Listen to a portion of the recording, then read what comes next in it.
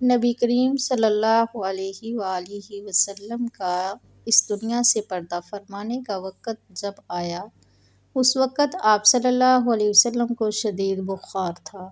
آپ نے حضرت بلال رضی اللہ تعالیٰ عنہ کو حکم دیا کہ مدینہ میں اعلان کر دو کہ جس کسی کا حق مجھ پر ہو وہ مسجد نبوی میں آ کر اپنا حق لے لے۔ مدینہ کے لوگوں نے یہ اعلان سنا تو آنکھوں میں آنسو آ گئے اور مدینہ میں کوہرام مچ گیا۔ سارے لوگ مسجد نبوی میں جمع ہو گئے۔ صحابہ کرام رضوان اللہ کی آنکھوں میں آنسو تھے، دل بے چین و بے قرار تھا۔ پھر نبی کریم صلی اللہ علیہ وسلم تشریف لائے۔ آپ کو اس قدر تیز بخار تھا کہ آپ کا چہرہ مبارک سرخ ہوا جا رہا تھا۔ نبی کریم صلی اللہ علیہ وسلم نے فرمایا، اے میرے ساتھیو، تمہارا اگر کوئی حق مجھ پر باقی ہو تو وہ مجھ سے آج ہی لے لو۔ میں نہیں چاہتا کہ میں اپنے رب سے قیامت میں اس حال میں ملوں کہ کسی شخص کا حق مجھ پر باقی ہو۔ یہ سن کر صحابہ کرام رضوان اللہ کا دل تڑپ اٹھا۔ مسجد نبوی میں آنسوؤں کا ایک سیلاب بہہ پڑا۔ صحابہ رو رہے تھے لیکن زبانیں خاموش تھیں کہ اب ہمارے آقا ہمارا ساتھ چھوڑ کر جا رہے ہیں۔ اپنے اصحاب کی یہ حالت دیکھ کر فرمایا کہ اے لوگو، ہر جاندار کو موت کا مزہ چکھنا ہے۔ میں جس مقصد کے تحت اس دنیا میں آیا تھا وہ پورا ہو گیا، ہم لوگ کل قیامت میں ملیں گے۔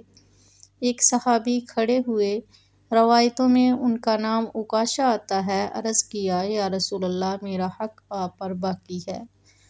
آپ جب جنگ احد کے لیے تشریف لے جا رہے تھے تو آپ کا کوڑا میری پیٹھ پر لگ گیا تھا، میں اس کا بدلہ چاہتا ہوں۔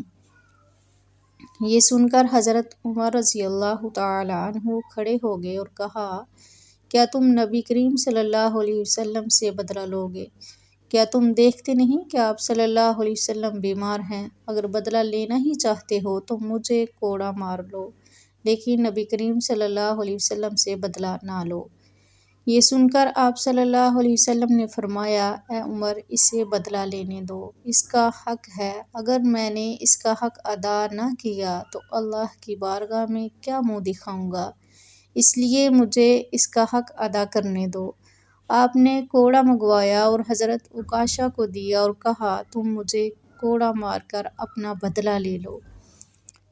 حضرت صحابہ کرام رضوان اللہ یہ منظر دیکھ کر بے تحاشا رو رہے تھے۔ حضرت عکاشہ نے کہا کہ اے اللہ کے رسول، میری ننگی پیٹھ پر آپ کا کوڑا لگا تھا۔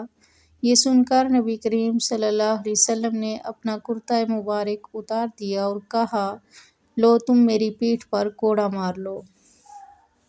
حضرت عکاشہ نے جب اللہ کے رسول صلی اللہ علیہ وسلم کی پیٹھ مبارک کو دیکھا تو کوڑا چھوڑ کر جلدی سے آپ صلی اللہ علیہ وسلم کی پیٹھ مبارک کو چوم لیا اور کہا، یا رسول اللہ، فداک ابی و امی، میرے ماں باپ آپ پر قربان، میری کیا مجال کہ میں آپ کو کوڑا ماروں۔ میں تو یہ چاہتا تھا کہ آپ کی مبارک پیٹھ پر لگی مہر نبوت کو چوم کر جنت کا حقدار بن جاؤں۔